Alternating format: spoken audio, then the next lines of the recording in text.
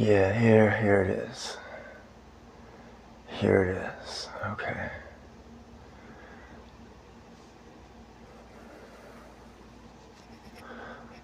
All right. So we're in Sukhasana.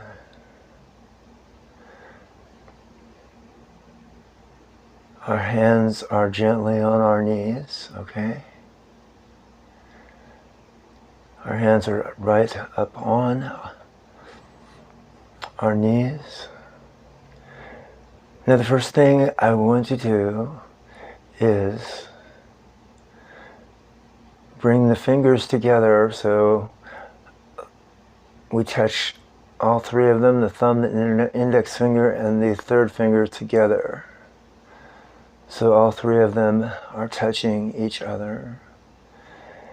And we're going to lift up through the small of the back until we straighten up within the spine. And we move our shoulders accordingly with that. So our shoulders kind of roll back. Let the shoulders drop down to what I would call a relaxed position. And let's just move further. So relax your eyes now. Bring your attention back to your hands and where your fingers are touching. The middle finger, the index finger, and the thumb on each hand respectfully. So we're concentrating, bringing the mind to the breath.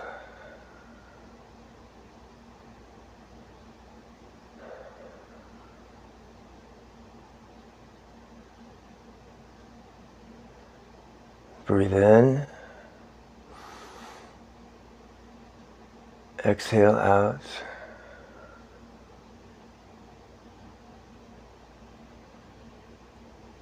Inhale. And exhale. One more time. Inhale. And exhale. Breathing normally and breathing in a normal way here. Notice how your eyes are maybe flickering, your eyes may be opening and shutting, and you've got the normal movement within your eyes, and just kind of bring your attention to that for just a moment. So shifting the attention from your hands up into your eyes, and notice how your eyes, your eyelids particularly, are flowing within normal eye movement.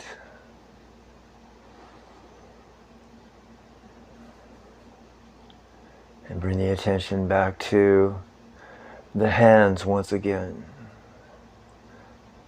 The fingers.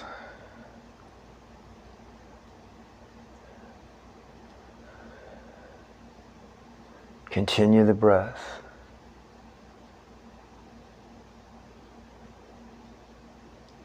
And just breathe natural, watching the breath. Now let's watch the mind.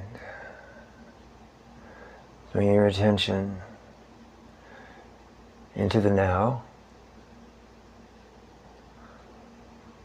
Hold still, but not so still that you're uncomfortable. If you need to move just a tiny bit within this pose, kind of like this, then just move. You don't have to sit completely still so that you feel like you're stiffened or you're too stiff. So try to make yourself feel relaxed, but at the same time grounded. So now feel as your sit bones are connecting with your yoga mat.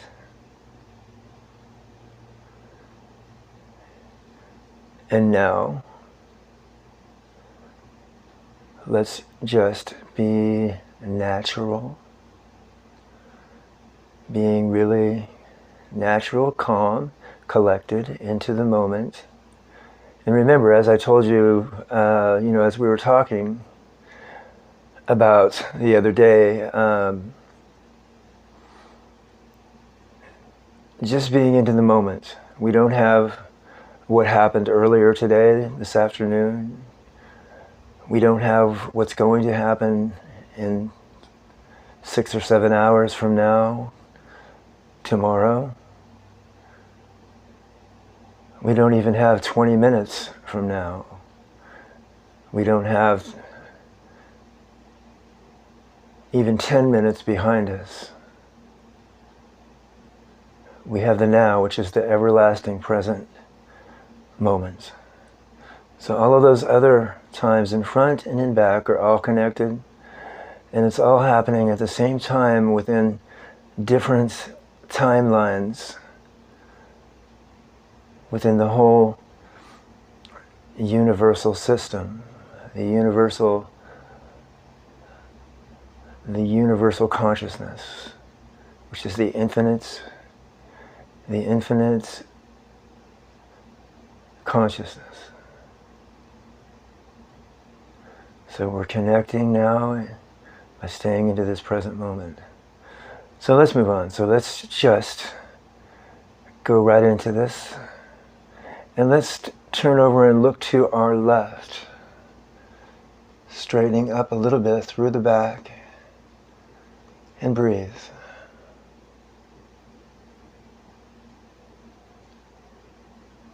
Now let's look to our right.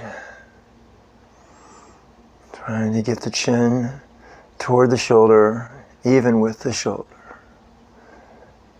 And breathe. Coming back to center. Inhale and exhale. Inhale. Hands into the chest. Prayer position in the chest. Relax your shoulders, straighten through the back. But relax the body. Keep the body relaxed within the straightening of the back and the position and the feeling of you connecting with your mat, the ground. Feel this relaxation going on and this naturalness. But at the same time, you're focusing as well. You're being mindful of straightening. So at the same time as we are straightening, we are opening all of the the channels, the soul channels, or what I would call the corresponding nadis that connect from the Muladhara up to the crown chakra. So what we're trying to do here is, once again, we bring this up. We work on bringing the energy up. And the eventuality of all of this is to eventually bring it up until we can feel that energy moving up. And it may take years, it may take a few moments, it may take a whole lifetime until you're able to get that energy up until it goes all the way up into what we call the 1,000-petal lotus chakra, which is the final chakra. It's the state of samadhi. It's the final stage in yoga.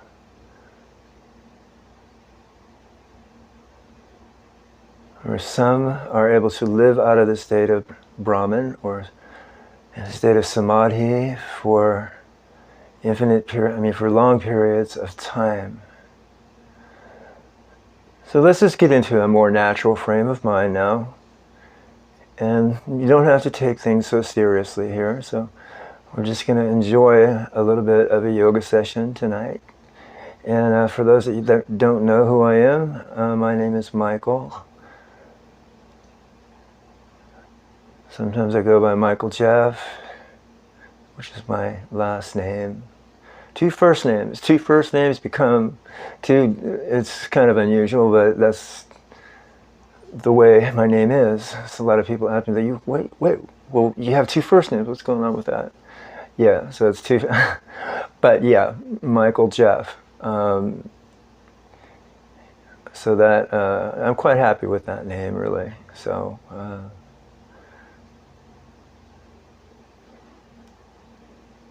Whatever it is, so it shall be.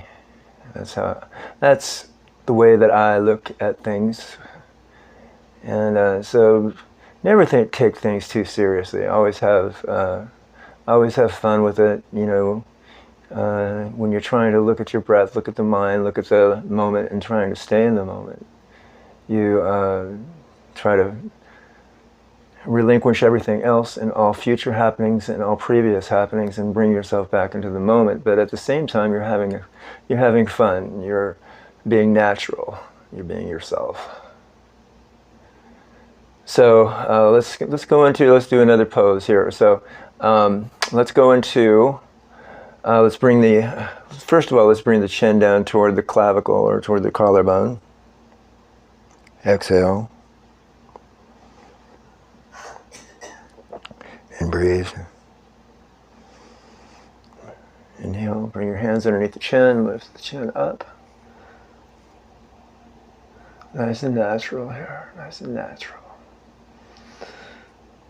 Looking upwards and release, bring the hands back to the knees, keeping the gaze straight ahead, relaxing the eyes, noticing the eye movement. Once again, noticing the hands, so relaxing. So now let's go into the next pose, and which we will go into. It's called the. It's kind of like an arm stretch, so we call it gomukhasana. So we lift the arm up, and you might not be able to see the top of my hand here, but we reach behind our back like this and down toward. In your case, it might be the shoulders. It might be a little bit lower, and then we bring the other hand to coax that elbow. Keep it relaxed. Don't try to force this. If you can't do it, then just do the best that you can. If you feel that it's too tight for you and you're unable to do this, then don't do it. So try to reach down and back and keep the breath active.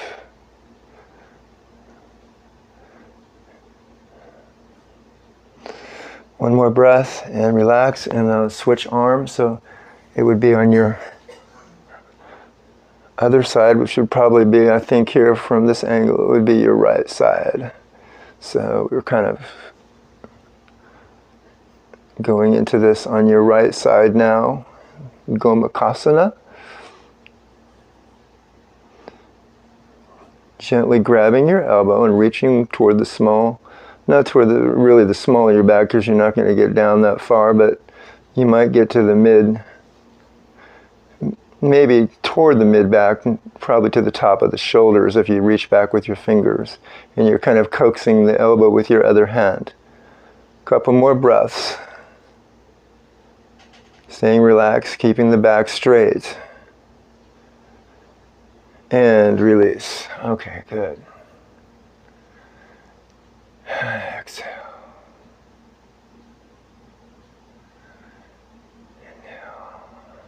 Inhale. Through the nose, exhale through the mouth. Relax. Breathe. Relax. Feel yourself going into a state of nothingness. Remember, I said that nothingness is particularly one of the highest states, or in fact the most high state. The state of where almost nothing exists known to you in this moment, except for that you are ever present in your mind, in your mind's eye. So let's stretch a little bit forward. So keep straightening through the back. Move the hands forward as we look toward the fingers. And we stretch, keeping the back straight without rounding the back.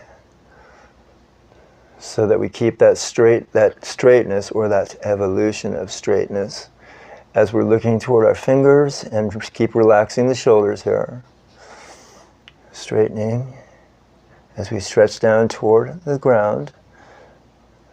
Probably more, I should say, just toward the knees.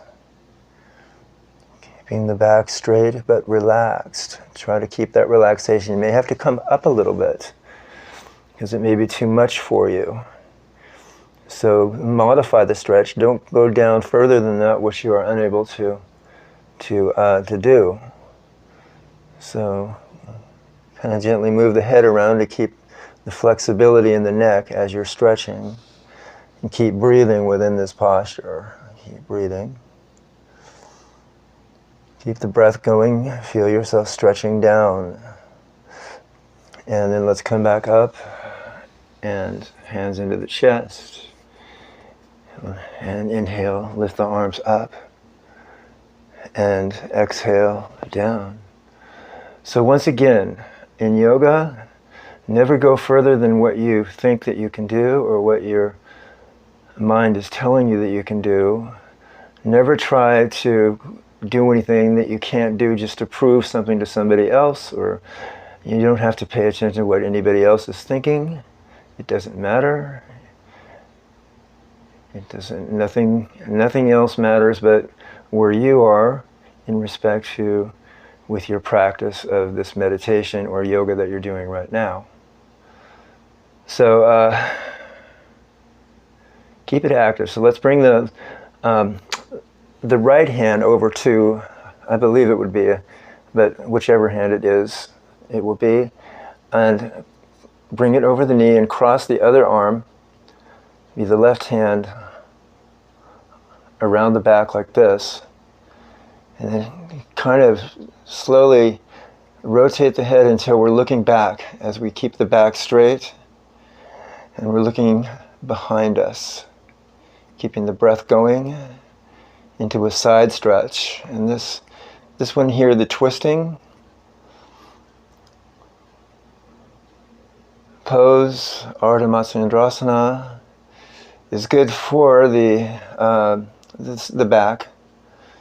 The spine is also good for the digestion, which will actually in some way stimulate your digestion. I do this one all the time myself. Very effective posture. Let's go to the other side, gently switching around.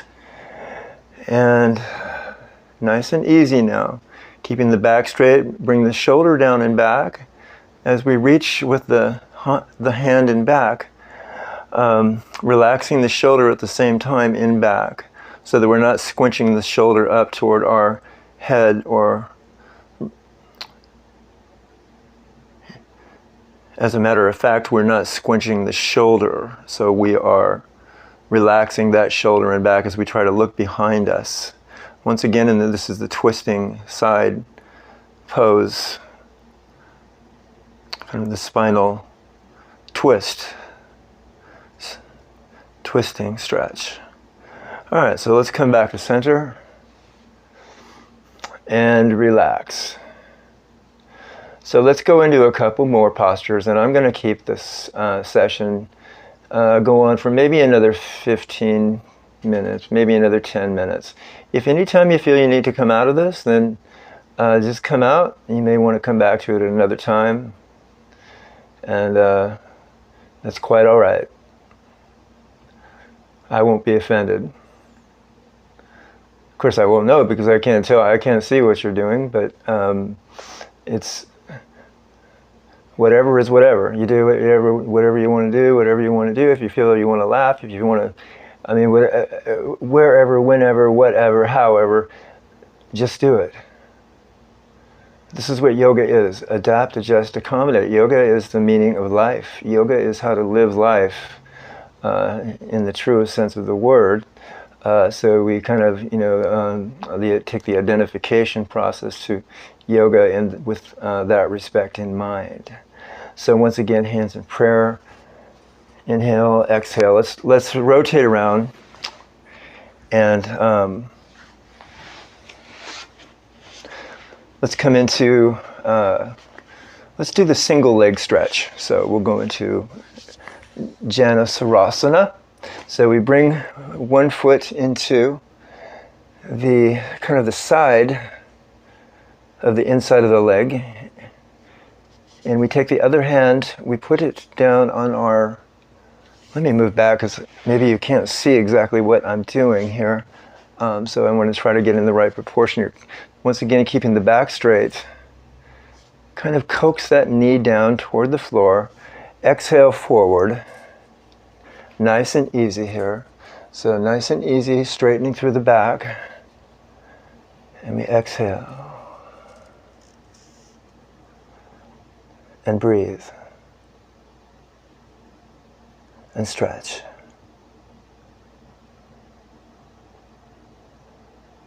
And relax.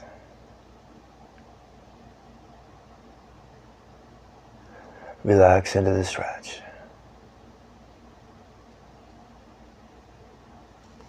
Try to stretch a little further maybe. Don't go too far. If your leg starts to feel like it's stretching too much, come back up a little bit. Don't go down further than that you're able to do. And breathe. Now let's come around and let's switch over to the other side. As we switch,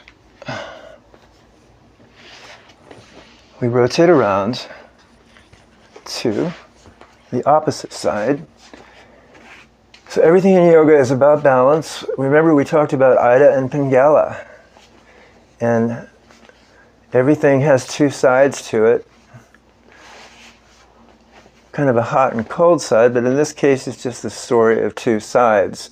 So this is just about balance, and as we reach down we stretch toward the foot, trying to keep the toes in front, the ankle connecting, or the heel connecting with your yoga mat as we connect, and feel that leg straightening, connecting with your mat as you stretch down, and look towards your foot.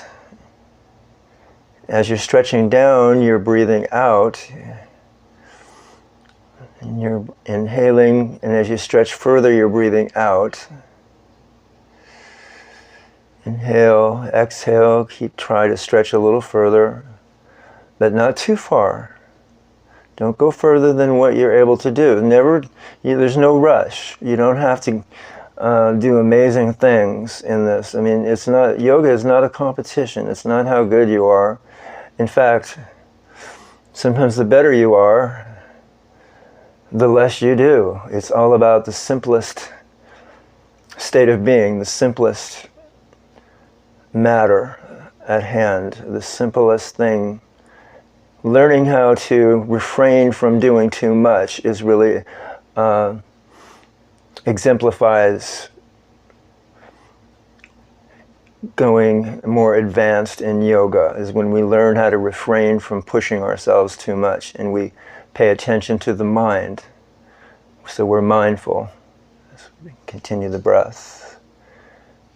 And let's come up, and now let's kind of shake the legs just a little bit. And let's go into the Paschimottanasana, which is the pose of tranquility, or sometimes they call it the humility pose. So the pose of humility. This one's good for your digestion. It's good for your back. It's also good if you have, it's good for your blood sugar, for hypoglycemia, this particular posture. But most of all, they call it the pose of tranquility. It's the pose of humbling yourself. So we talk a lot about humbling ourselves. I know I've certainly talked about it in the last couple nights. And so that's what this pose is. Keep straightening through the back. Make sure that you're connecting with your sit bones as well as your feet and heels. Stretch as much as you can, but not too far.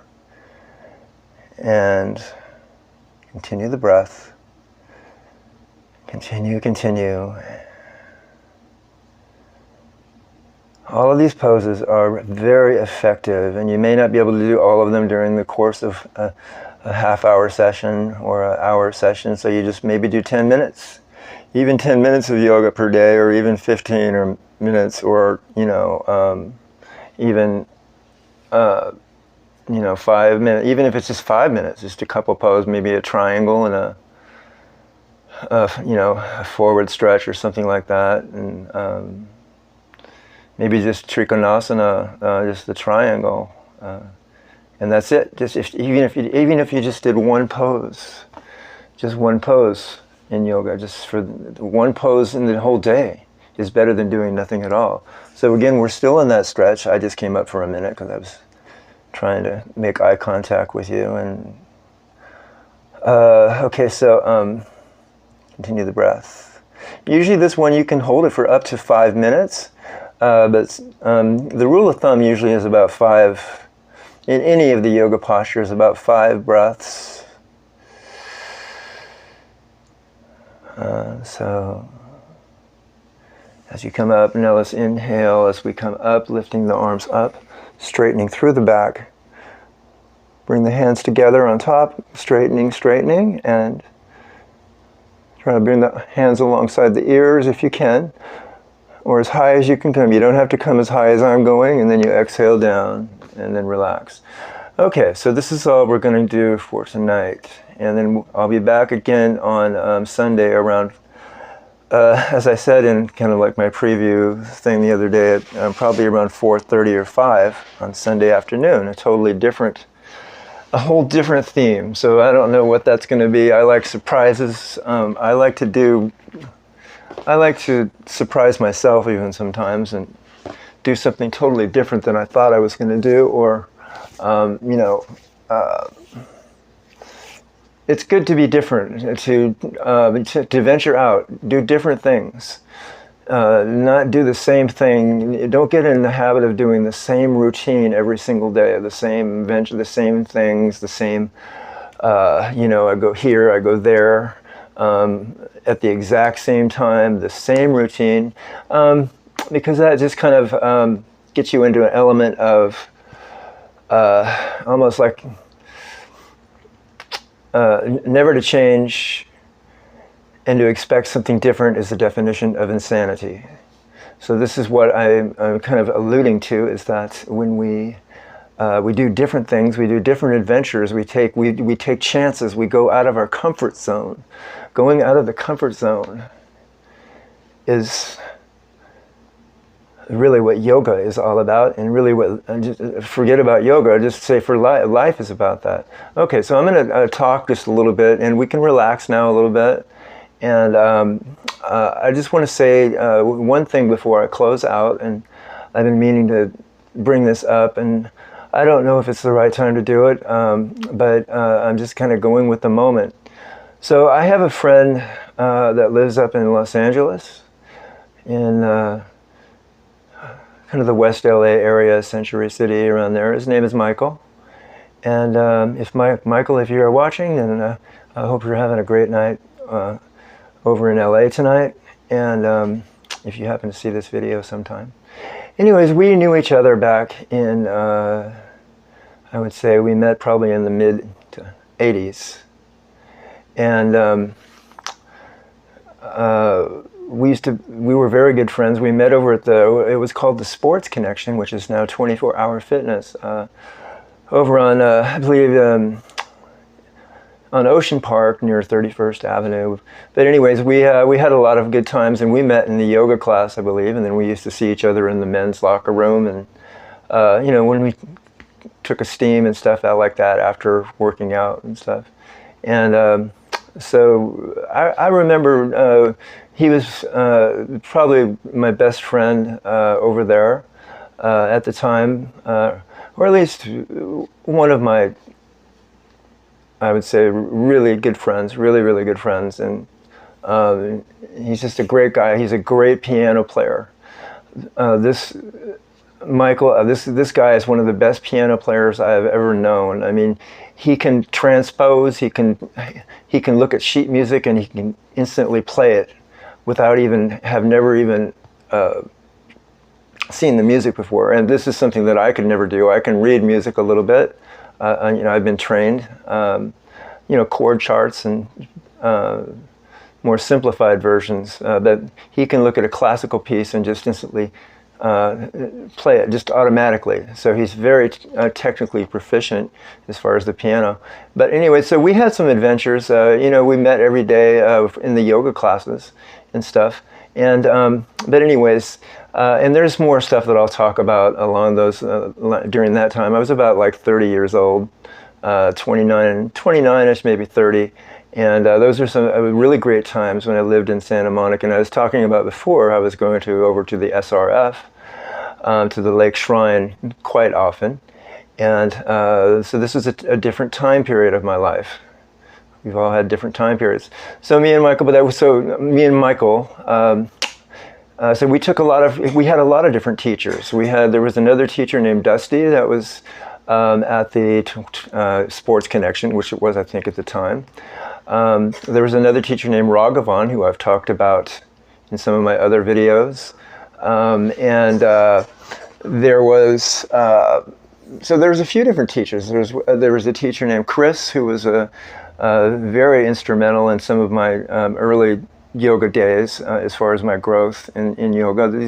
This is kind of like when I first started, so I was pretty much of a beginner at that time. And so anyways, but I particularly remember Michael. And so Michael called me a few nights ago. And this is the first time we've talked in about a year or so, but we've been keeping in touch via text and email. And he told, we had so this is what I wanted to bring up.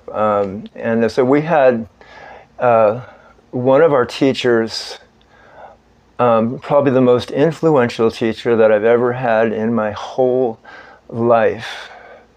And I'm talking about when I've gone to every teacher training, when I've taught yoga in Reno, I had, like 5 classes in Reno a week. And every time I would teach a class, I taught of this woman, and she was so advanced, so wonderful to people. I mean, she was just such a warm and incredible and an old, knowledgeable soul. I mean, she had so many people coming to her classes, and of course, and as me and Michael were 2 of them. And I can't say enough about, how much she influenced my yoga journey in all this time. And her name was Bhavani. Her name was Bhavani. And so Michael called me the other night, and he told me that Bhavani had passed. And in yoga, and we talked for a bit, and and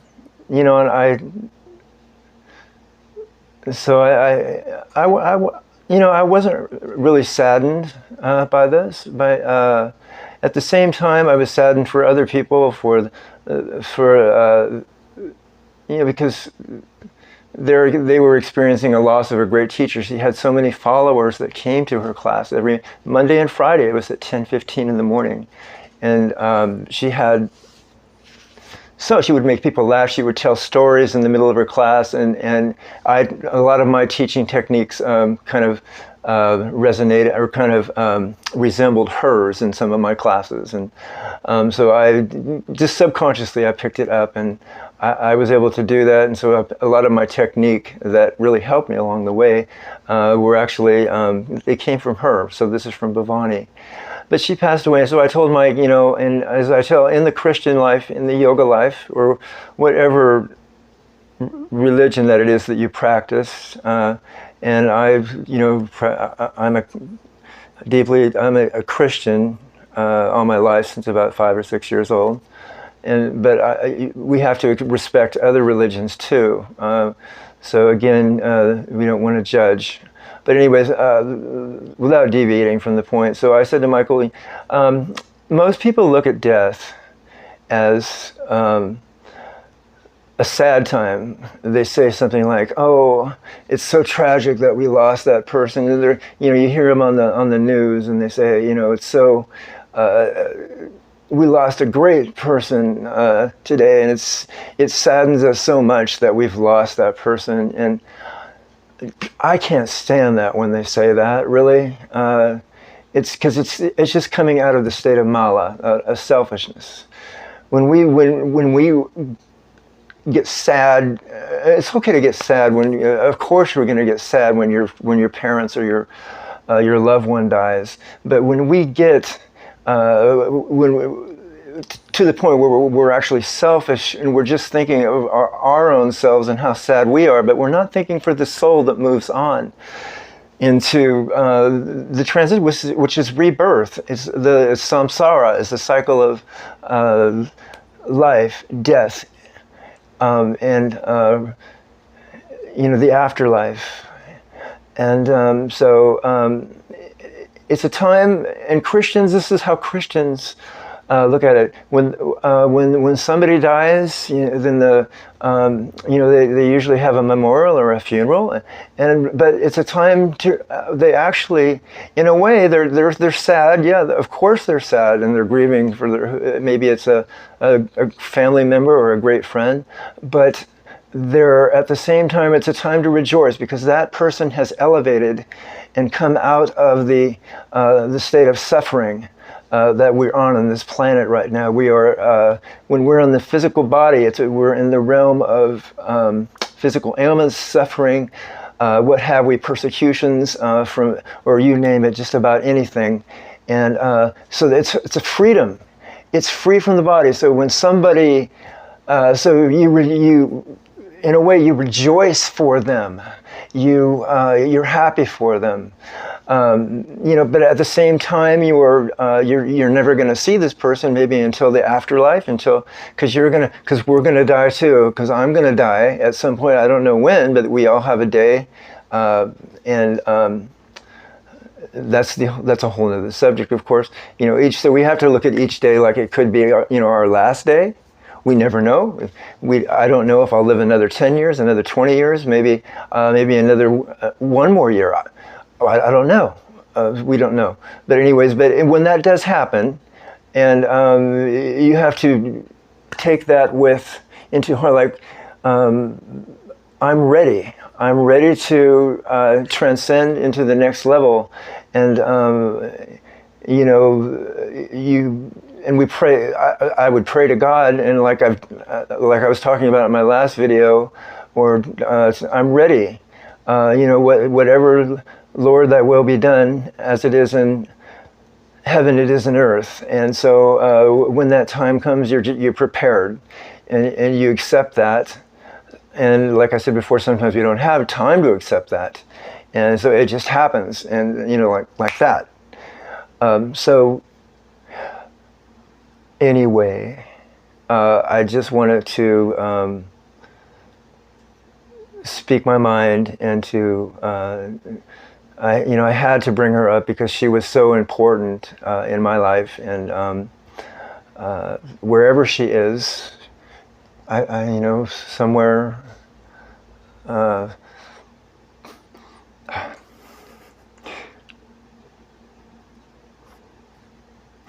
Anyway, so let's close right now, and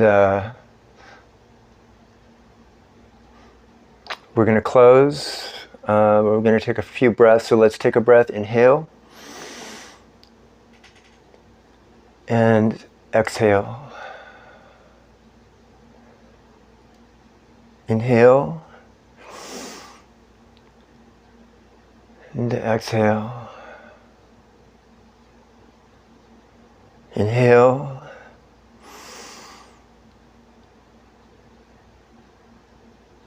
Exhale.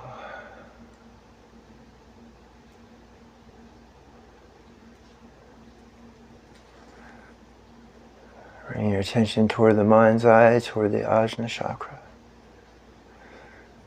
Breathe. Breathe.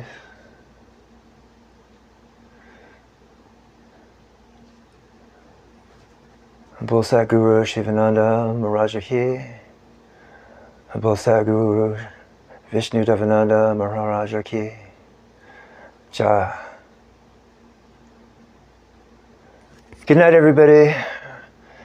Have a good weekend. Have a great holiday weekend. And I hope you enjoyed the session tonight. And so I'll be back again on Sunday at probably around 4:30. And until then, just have a good time.